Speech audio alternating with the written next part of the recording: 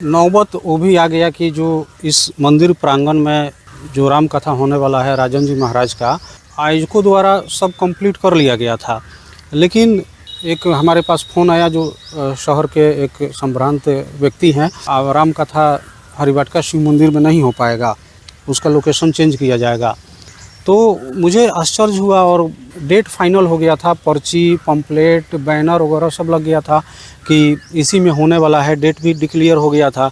उसके बाद जब ये बात मैं सुना तो मुझे थोड़ा आश्चर्य हुआ कि आखिर क्यों, कैसे।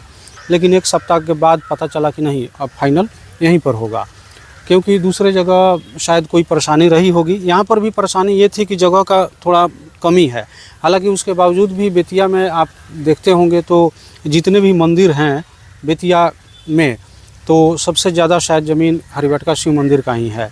तो फाइनली यहाँ पर आयोजन का ये कार्यक्रम आप देख रहे हैं, इधर सब टेंट का, स्टेज का, ये सब सामान यहाँ पर गिरना शुरू हो गया है। सबसे बड़ी चीज़ ये है कि जो यहाँ पर सब्जी मंडी लगा हुआ था 5-6 साल से, वो यहाँ से चला गया है। हालांकि सब्जी जो मंडी लगा था, जो व्यापारी थे, उनको परेशानी तो हुई है। परेशानी का कारण भी है कि हमेशा ऐसा होता है, कभी कोई आयोजन होता है मंदिर में तो उनको इधर उधर हटाना पड़ता है, क्योंकि यह मंदिर परिसर का ज़मीन है। इसीलिए जैसे कि पिछला आपने देखा होगा, पिछले महीना में 14 मार्च को यहाँ सामूहिक शादी हुई थी, उसमें भी सब्जी मंडी यहाँ से फिर साइड में हुआ था। हालांकि उन लोगों को भी चाहिए कि चूँकि बाज़ार समिति इसी काम के लिए बना हुआ है, तो वहाँ पर फाइनली रहें ताकि कोई हटाए नहीं वहाँ से। हालांकि वहाँ पर भी होता है कि जब कोई चुनाव होता है तो प्रेक्षागृह वहाँ पर बनाया जाता है, चुनाव का एक काउंटिंग वहीं पर होता है, तो वहाँ पर भी उन लोगों को हटना ही पड़ता है। लेकिन बाकी पूरा ये हजारी खाली पड़ा है, इधर उन लोगों को अपना व्यवस्था कर लेना चाहिए। मंदिर परिसर में उनके साथ भी समस्या है कि एक तो हटना पड़ता है, दूसरी समस्या कि यहाँ पर कुछ असूली वाले लोग हैं, वे अपना रोजी रोटी उसी से चलाते हैं, उन लोगों से वसूली करते हैं, प्रतिदिन पैसा कलेक्शन किया जाता है, मजबूरी है, उनको देना पड़ता है। तो परेशानी उनको होती है, उनसे हमारी सहानुभूति भी है कि बेचारे गरीब हैं या कमज़ोर हैं। कुछ तो बड़े व्यापारी हैं, चलिए उनके लिए ठीक है, लेकिन अधिकांश सब्ज़ी बेचने वाले गरीब ही होते हैं, उनसे भी वसूली किया जाता है और लगभग प्रतिदिन किया जाता है। तो हमारी एक राय भी है कि वो भी अपना एक अस्थाई जगह चुन लें जहाँ उनसे इस तरह की वसूली, अवैध वसूली नहीं की जाए। बाकी तो नगर निगम का है, वो तो अपना लेंगे, टैक्स जो होता है वो तो देना ही पड़ता है, कौड़ी देना ही पड़ता है, वो तो लीगली है। लेकिन बाकी जो अवैध वसूली होती है उस पर उनको ऐसे जगह का चुनाव करना चाहिए जहां ये सब नहीं हो।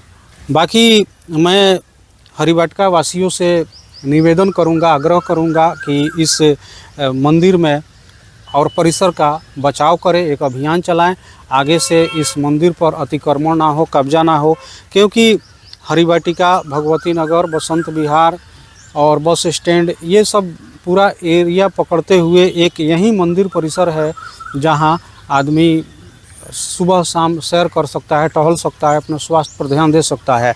बाकी आप जाएंगे तो रोड पर या तो सड़क पर टहलिए, मॉर्निंग वॉक करिए, और नहीं तो फिर ये हजारी वाला एक रास्ता था, वो भी आज के डेट में कूड़ा कचरा से भरा हुआ है, उधर आप जा नहीं सकते हैं।